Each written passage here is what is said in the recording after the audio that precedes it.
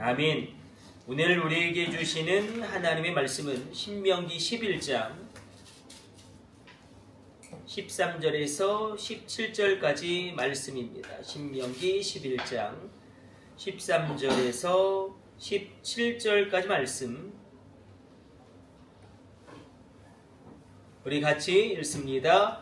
내가 오늘 너희에게 명하는 내 명령을 너희가 만일 청종하고 너희 하나님 여호와를 사랑하여 마음을 다하고 뜻을 다하여 섬기면 여호와께서 너희의 땅에 이른 비와 늦은 비를 적당한 때에 내리시리니 너희가 곡식과 포도주와 기름을 얻을 것이요 또 가축을 위하여 들에 풀이 나게 하시리니 내가 먹고 배부를 것이라.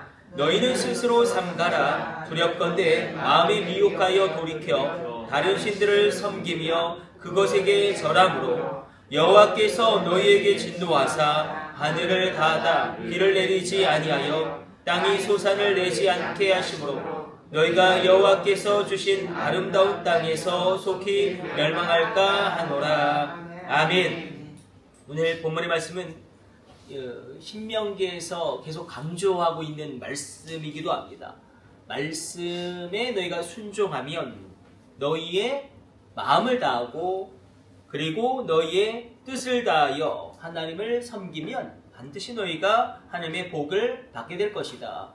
영적인 복을 이야기할 뿐만 아니라 육적인 복, 물질적인 복도 이야기하고 있습니다. 그래서 신명기 11장에서 계속 이야기되어지고 있는 것은 너희가 하는 말씀을 청종하면 마음을 다하고 너희의 뜻을 다하여 하나님을 섬기면 마음을 다한다, 뜻을 다한다. 오늘 우리가 읽었지만 그 원어적인 뜻은 온 영으로 그리고 온 혼으로 라는 뜻이 있습니다. 그러니까 우리의 온 영과 우리의 온 혼으로.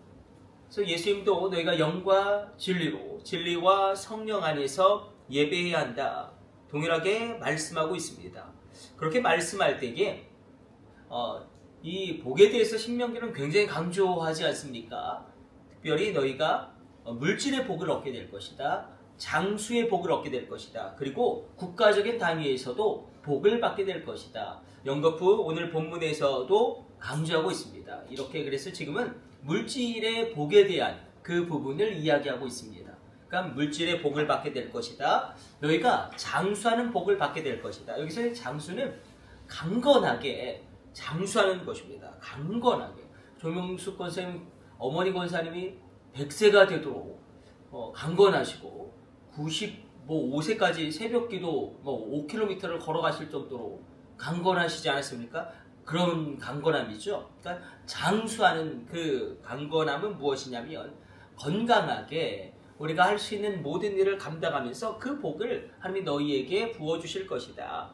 물질의 복을 이야기하고 장수의 복을 이야기하고 또 국가적인 단위의 복을 이야기합니다. 지금 우리가 읽은 본문은 물질의 복이죠. 하늘 문을 내가 열을 것이다. 오늘도 이 새벽에 하늘 문이 열리시기를 축복합니다. 하늘 문이 열릴지어다. 이 싸움이 우리의 싸움이지 않겠습니까? 우리가 세상 사람들은 어떻게 이깁니까? 세상 사람들은 간교하고 거짓말을 반복되이 하고 그리고 얼마나 야비하고 그들을 어떻게 이깁니까? 우리 거짓말도 잘 못합니다. 예수 믿는 사람들은 그 양심이 있고 성령님이 내주하심으로 말미암아 우린 거짓말도 잘 못하고 우리는 굉장히 연약하죠. 그리고 우리는 여러 가지 제약 조건이 많습니다. 근데 우리가 어떻게 세상을 이깁니까? 하늘문이 열려야 합니다. 하늘문이 열리고 하나님의 강권적인 은혜와 하나님의 강권적인 지혜와 하나님의 놀라운 개입하심이 있으므로 우리가 넉넉히 이 땅을 이겨 걸어갈 수 있는 것입니다. 그렇게 이야기하고 있는 거예요. 물질의 복, 하늘문을 열고 물질의 복을 내가 너희에게 허락하겠다. 내가 먹고 배부를 것이다. 그래서 성경은 절대로 가난을 찬양하지 않습니다. 가난을 미워하지도 않습니다. 가난은 저주죠. 십자가에서 예수님 담당할 정도로 저주입니다. 그러나 돈을 또 찬양하지도 않죠. 그러니까 물질은 가치 중립적인 거예요. 그것을 어떻게 사용하느냐에 따라서 그것이 귀하게 쓰여질 수도 있고 그것이 형편없이 쓰여질 수도 있는데 다만 물질을 너희가 다스려라. 물질을 다스려라. 물질의 노예가 되지 말고 물질을 다스리고 그 물질이 언제든지 우리에게 있다가도 없고 없다가도 있는 그런 우리가 사용하는 수단일 뿐임을 너희가 잊지 말아라. 그것이 성경에서 강조하는 것이죠.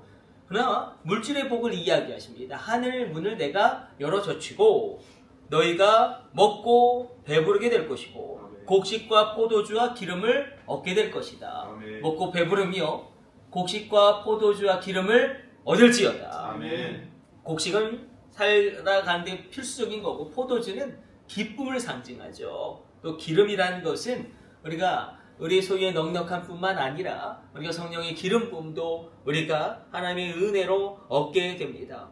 그런데 주님 말씀하시죠. 하늘 문을 열고 내가 어떻게 할 것이냐면 이른 비와 늦은 비와 적절한 비를 너희에게 보내주겠다. 그렇죠. 이 가나안 땅에서 농사를 지으려면 이른 비와 늦은 비와 적절한 비와 많은 비가 필요합니다.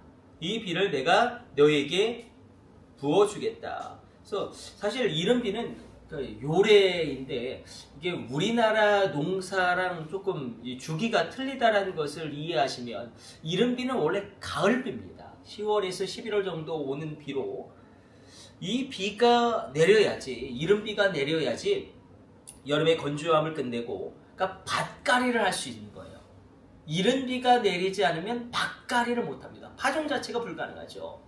늦은 비는 이 말로코시인데 봄비를 의미합니다. 3월과 4월에 이 비가 내려야지만 식물의 싹을 아주 촉촉히 적셔서 싹을 틔울 수가 있습니다. 그러나 또 적절하게 비가 내려야 되고 많은 비가 내려야 합니다. 이 하나님께서 하늘의 문을 열어주셔야지만 농사를 짓고 결실할 수 있는 땅, 그 놀라운 은혜를 내가 너희에게 허락해 주겠다. 그럼 오늘도 이른 비의 은혜가 있을지어다. 아멘. 늦은 비의 축복이 있을지어다. 그러니까 아멘. 늦은 비의 축복 얼마나 우리에게 필요합니까? 우리 자녀들에게도 이른 비의 은혜가 있겠죠. 어려서 성령을 체험하고 또 어려서부터 주님의 그 전 안에서 자라나가는 것도 있겠지만 그러나 이 자녀의 문제는 우리 마음대로 되지 않죠. 늙어서라도 성령을 충만하게 받아서 귀하게 쓰임받게 되어지는 늦은 비의 축복이 있을지어다. 그러니까 예수님을 믿은 것도 사실 늦게 믿으신 분들도 있지 않습니까? 그렇게 우리 자녀들 가운데도 늦은 비의 은혜로 하나님이 얼마든지 역사하실 수 있다. 그래서 우리가 이른 비의 은혜와 늦은 비의 은혜 얼마나 필요한지 모릅니다. 거기에 그치는 것이 아니라 적절한 때에 부어주시는 아주 적절한 은혜가 우리 가운데 있어야 하고 많은 비의 축복이 풍성함으로 우리 가운데 임해야 합니다. 그래서 너희가 온 영으로 온 혼으로 여호와를 섬기고 말씀을 지켜 행하면 내가 너희에게 하늘 문을 열고 물질의 복을 허락할 것이고 장수의 복을 허락할 것이고 국가적인 복을 허락할 것이다. 이 초월적인 복을 이야기합니다. 그래서 사실은 성경은 기복주의가 맞습니다. 기복주의가 맞아요. 그러니까 기복주의라는 게 복을 구한다라는 뜻 아니겠습니까? 근데 이게 막 너무 막 극단적으로 치우쳐서 이렇게 하면 하나님이 복 주시겠지, 뭐 조건부로 가게 되면 문제가 되겠지만 하나님은 이렇게 말씀하시는 것이죠. 사실 아브라함도 마찬가지예요. 아브라함에게도 세 가지를 걸지 않습니까? 세 가지 복을 걸죠. 내가 너에게 자녀의 복을 주겠다. 내가 너에게 땅의 복, 유업의 복을 주겠다. 그리고 내가 너의 이름이 뛰어나게 되어지는 복을 허락해 주겠다. 이렇게 복을 걸고 그러므로 너는 나를 믿고 나를 섬겨라. 사실은 오늘도 마찬가지죠. 물질을 거시고 이 생명의 강건함인 장수를 거시고 국가적인 번영을 거십니다. 그러니까 사실 하나님 모든 걸 다 거신 거예요. 하나님의 말씀을 지키는 것이 얼마나 가치가 있으면 이 모든 것을 다 거십니다. 그래서 사실 본질은 사실은 본질은 말씀에 있는 것이 하나님이 사실은 다 거는 것입니다. 하나님이 걸 수 있는 건 다 거는 거예요. 너희가 한번 말씀을 지켜 그렇게 살아봐. 너희의 인생 가운데 어떤 문이 열려질지 그렇게 하나님의 모든 것을 거심으로 말씀의 가치를 크게 높이고 그것에 대하여 엄청나게 의미를 부여하고 있는 것입니다. 사실 가장 높은 가치를 부여하고 있는 것이기도 합니다. 우리가 이른 비와 늦은 비, 많은 비와 적절한 비의 은혜가 우리 가운데 필요하죠. 그래서 우리가 물질의 복과 장수의 복과 국가가 번영하는 복을 누려야 합니다. 우리가 어떤 부모님이 자녀가 아프고 막 힘들고, 물론 아주 특별한 경우 그렇게 하나님 아주 특별한 사명이 있죠. 이렇게 아주 이 천빈이라고 이야기해야 될까요? 그렇게 사명을 감당해야 하는 분도 있겠지만, 그러나 전반적으로 하나님은 우리가 풍성히 살기를 원하시고 신명기는 계속 그것을 강조합니다. 우리에게 물질의 복이 임합니다. 장수의 복도 임합니다. 국가적인 번영의 복도 임합니다. 그렇게 왜 하시냐면 마치 이것과 동일한 것 같습니다. 마치 어떻게 표현하자면 아브라함을 생각해 볼까요? 아브라함, 하나님이 주셨어요. 물질도 주시고 자녀도 주시고 이름이 존귀하게 되어지는 복도 주셨어요. 그런데 어느 순간에 성령을 체험하고 이제는 하나님이 내게 주신 것을 팔아 하나님을 사기 시작합니다. 하나님께 자녀를 드리고요. 그가 가는 곳마다 예배를 드리고, 그리고 이제 더 이상 그의 이름이 상관이 없죠. 여호와 하나님만이 나의 방패라고 고백하면서 하나님이 내게 주신 복을 팔아서 천국을 사기 시작합니다. 이 놀라운 반전이 우리 가운데도 반드시 일어나야 합니다. 아멘. 복을 받을지어다. 아멘. 하나님 내게 주신 복을 팔아서 그래서 이제 천국을 사는 것입니다. 하나님을 위해서 일하는 것이고 주님의 교회를 세우는 것이고 놀라운 은총 가운데 그렇게 나가게 되어지면 그 놀라운 반전, 왜냐하면 하나님을 만나버리는 거예요. 나를 위해서 사랑하셔서 독생자를 아낌없이 내어주신 하나님을 만나버리니 이제는 하나님이 내게 주신 복을 다 팔아서 하나님을 사기 시작하고 천국을 사기 시작하고 그렇게 하나님께 쓰임받게 되어집니다. 우리가 여기까지 보는 것입니다. 신명기에서는 이것까지 우리에게 보여주고 있는 거예요. 본질은 하나님과의 만남, 말씀을 지킴으로 말미암아 어떻게 우리가 견고하게 세워질런지. 그래서 이른 비와 늦은 비와 많은 비와 적절한 비 굉장히 중요하죠. 그러나 그것을 통해서 창조주 하나님을 체험할지어다. 아멘. 나의 주권자 되신 하나님을 누릴지어다. 그렇게 이제 하나님이 내게 주신 복을 팔아서 하나님께 나아감으로 말미암아 이제는 하나님의 역사를 이루게 됩니다. 마치 예전에도 한번 말씀드린 것처럼 막 말 안 듣는 이 아들이 있습니다. 공부를 너무 안 하고 막무가내로 살아갈 때에 아버지가 네가 원하는 대학교에 합격하면 내가 스포츠카를 사줄게. 스포츠카를 걸어요. 그러니까 아들이 스포츠카에 정신이 번쩍 들어서 이거 열심히 공부하기 시작합니다. 열심히 공부해요. 열심히 공부할 뿐만 아니라 자기를 절제하기 시작하고요. 그리고 주도적으로 인생을 개척해 나가는 훈련을 하기 시작합니다. 성실함이 얼마나 중요합니까? 우리 다 알고 있죠. 이 성실함이 얼마나 중요합니까? 자기의 삶을 성실하게 살아가는 것을 배우기 시작하다가 그 1년이 무엇이라고 그것이 습관이 되어져 버렸어요.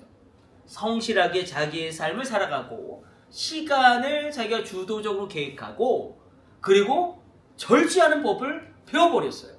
스포츠카를 향하여 달려가다가 그러면 이 아들이 스포츠카가 있건 없건 그 일생을 승리할 수 있습니까? 없습니까? 승리할 수 있습니다.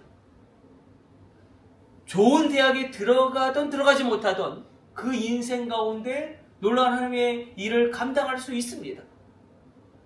그것과 마찬가지로 하나님이 지금도 모든 걸 것이죠. 물질의 복도 것이고 장수의 복도 것이고 국가적 번영의 복도 것입니다.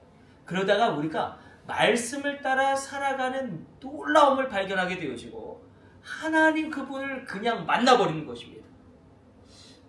그때에 우리에게 물질이 있을 수도 있겠고 없을 때도 있겠고 우리가 건강이 강건할 때도 있겠고 건강이 약화될 때도 있겠고 우리 상황이 좋을 때도 있겠고 형통한 날도 있겠지만 곤고한 날도 있지 않습니까? 이것이 우리 인생 가운데 주기적으로 옵니다. 그러나 그 상황이 어떠하든지 간에 사도 바울처럼 내가 자족하는 법을 배웠다. 내가 궁핍과 빈곤과 그 모든 것 가운데 내가 자족하는 법을 배웠다. 그렇게 견고하게 우리 인생을 살아갈 수 있습니다. 그래서 우리 가운데 하나님의 놀라운 복을 얻을지어다. 그리고 그 복을 팔아서 하나님을 사고 천국을 사고 교회를 세우는 귀한 복의 근원으로 하나님께 쓰임받게 되시기를 주님의 이름으로 축복합니다.